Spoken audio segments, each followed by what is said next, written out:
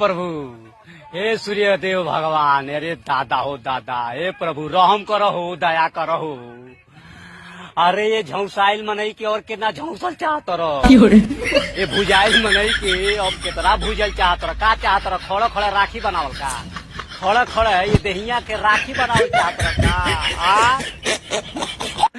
अरे भैया अगले महीना में हमार शादी बा,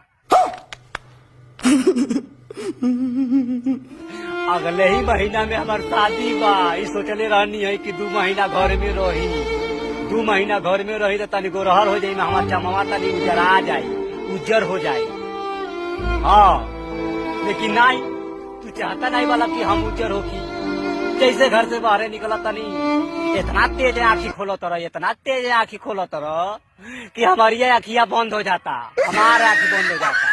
दादा हो दादा, क्या चाहता रहो? फिर से सदिया हमारे